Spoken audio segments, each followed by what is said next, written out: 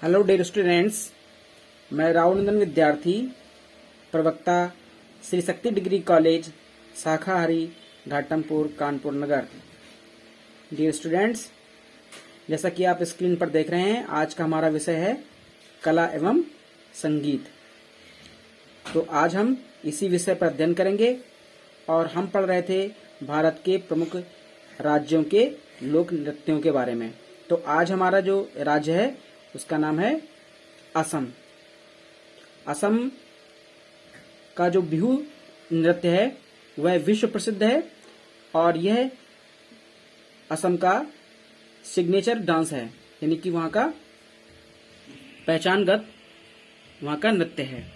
तो dear students, आज मैंने उसी पर नोट्स बनाए हैं जो कि आपके समस्त प्रतियोगी परीक्षाओं एवं आपके पाठ्यक्रम में दोनों में बहुत महत्वपूर्ण स्थान रखता है। तो चलिए आज देखते हैं इन नोट्स को। तो डियर स्टूडेंट्स, ये है इसका संक्षिप्त नोट, बहुत संक्षिप्त रूप में मैंने बनाया है और आप लोग भी इसका अनुकरण करके अपने नोट्स बना लेना। और ये समस्त कक्षाओं के लिए और समस्त प्रतियोगी परीक्षाओं के लिए उपयुक्त है। तो इसको बीए, बीएससी और डीएलएड समस्त छात्रों के लिए लाभकारी नोट्स हैं। तो चलिए स्टूडेंट्स, सबसे पहले आप डालेंगे ऊपर हेडिंग असम नृत्य और इसके अंतर्गत लिखेंगे केली गोपाल। एक बहुत ही प्रमुख नृत्य है वहां का केली गोपाल। केली गोपाल नृत्य देवी देवताओं की पूजा के लिए होता है। इसमें भगवान कृष्ण के जीवन की घटनाओं के लिए होता है। मतलब क्या है इसमें जो भगवान कृष्ण हैं उनकी जो बाल लीलाएं हैं और उनकी जो समस्त लीलाएं हैं उनका इसमें मंचन किया जाता है। आगे है इसी प्रकार का नृत्य महारास भी होता है। एक महारास नृत्य है, उसमें भी श्री कृष्ण की लीलाओं का मंचन करके नृत्य किया जाता है। इसी के आगे लिखेंगे शंकर देव जी के रचे गीत बड़ गीत कहलाते हैं और ये बड़ गीत श्री कृष्ण जी के जीवन पर ही आधारित गीत होते हैं। इसके आगे लिखेंगे इन पर राग रागनियों के गीत लिखे जाते हैं। लुसाई पहाड़ियों में बांस नृत्य प्रसिद्ध है। इनमें जमीन पर बांसों के द्वारा शतरंज की बिछात जैसे चौकोर खाने बनाए जाते हैं। युवतियों का दल उन खानों में खड़े होकर नृत्य करता है। युवतियों के हाथों में छोटे छोटे डंडे होते हैं।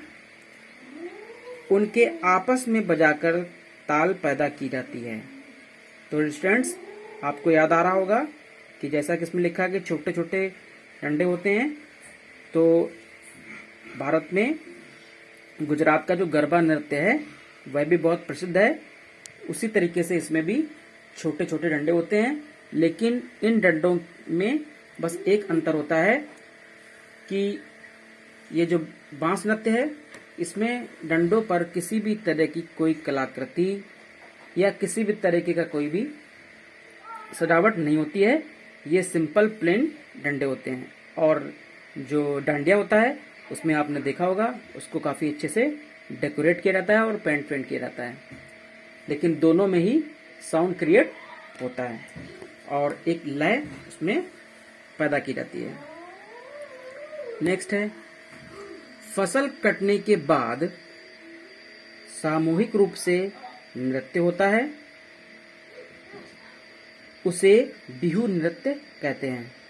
तो स्टूडेंट्स, जैसा कि मैंने आपको वीडियो में पहले ही बताया था कि जो बिहू नृत्य है यह आसाम का सबसे प्रमुख नृत्य है, या हम ये कह सकते हैं कि बिहू नृत्य वहाँ के नृत्यों का राजा है या वहाँ का मुखिया है। जिस तरीके से भांगड़ा जो है वह पंजाब का है और वहाँ पंजाब को रिप्रेजेंटेटिव करता है वहाँ का नृत्य, उसी तरीके से बिहू नृत्य भी असम को रिप्रेजेंट करती है।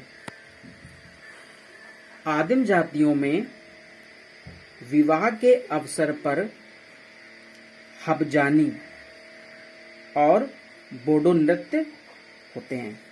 तो जो हबजानी और बोडो नृत्य हैं यह भी सामूहिक नृत्यों की श्रेणी में आते हैं और इसमें महिला और पुरुष दोनों मिलकर नृत्य करते हैं। इसके बाद बहुत प्रमुख नृत्य है जिसका नाम है खाम्बलिस। ठीक, खाम्बलिस जो है जेबी कबीलों का नृत्य है। तो ये जो असम के जो जनजातियां हैं उसमें एक जेबी कबीले के नाम से जनजाति बहुत मुख्य रूप से पाई जाती है और ये खाम्बलिस नृत्य उन्हीं जनजातियों का प्रमुख नृत्य है।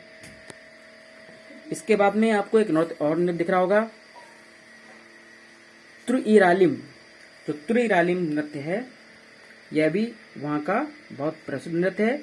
विभिन्न अवसरों पर किया जाने वाला यह नृत्य है, लेकिन यह भी वहाँ की जनजातियों के द्वारा ही संपन्न किया जाता है और वहीं की संस्कृति के आधार पर उसका मंचन होता है। यहाँ शिकार करना साधारण सी बात है। जाहिर सी बात है कि आप लोग जानते हैं जो जनजातियां के लोग होते हैं, जो आदिवासी प्रकृति के लोग होते हैं, वह पूर्ण रूप से जंगलों पर आधारित होते हैं और जंगलों से ही मिलने वाले संसाधनों से अपने खाना पीना भोजन रहना सब वहीं से करते हैं। तो वहां पर जो शिकार होता है वह वहां की साधारण सी बात है।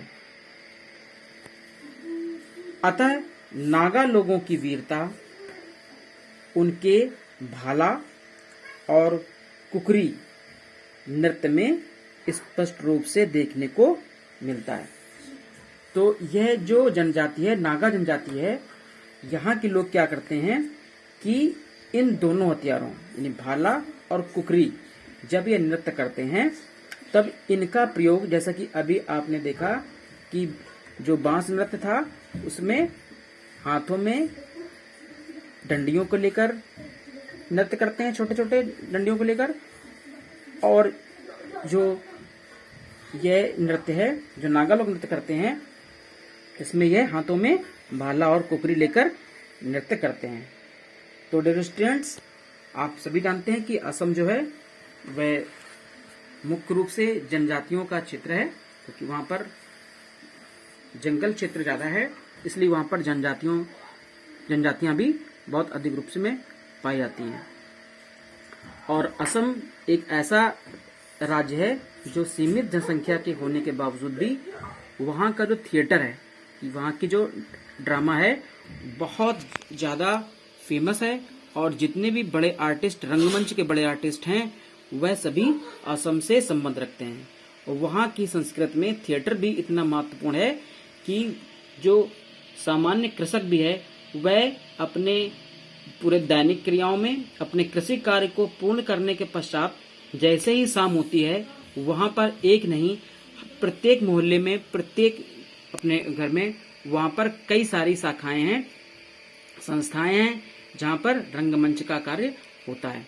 और वह अपने दैनिक कार्यों को पूर्ण करने के बाद, अपने कृषि कार्यों को पूर्ण करने के बाद संध्या काल में मुख्य रूप से इसमें थिएटर में सम्मिलित जरूर होते हैं और वहाँ के जो भी नृत्य हैं उनको भी पूर्ण तरीके से उसका मनोरंजन लेते हैं, उसको भी एंजॉय करते हैं। तो डियर स्टूडेंट्स, आज हमने जाना असम नृत्य के बारे में और असम में कौन कौन से नृत्य होते हैं उनके बारे में जाना। तो मैं आशा करता हूँ कि इसको सभी छात्र छात्राएं इसके नोट्स बनाकर लाभ लेने का पूर्ण प्रयास करेंगे। आपको किसी प्रकार की कोई जानकारी लेनी है, इसमें कुछ समझ में नहीं आया है, तो आप मुझसे संपर्क करके व्हाट्सएप द्वारा या मैसेज के द्वारा या कॉल करके आप संपर्क करके अपनी समस्या का समाधान, निराकरण करने का प्रयास कर सकते हैं और मैं भी उसका पूरा प्रयास करूंगा। तो डियर स्टूडेंट्स, आज की वीडियो में सिर्फ इतना ही और इसके नोट्स आप लोग जरूर बना लीजिएगा। इस वीडियो में इतना ही। अगले वीडियो में नए राज्य के को लेकर के टॉपिक पर नोट्स बनाएंगे। तो तब तक के लिए धन्यवाद।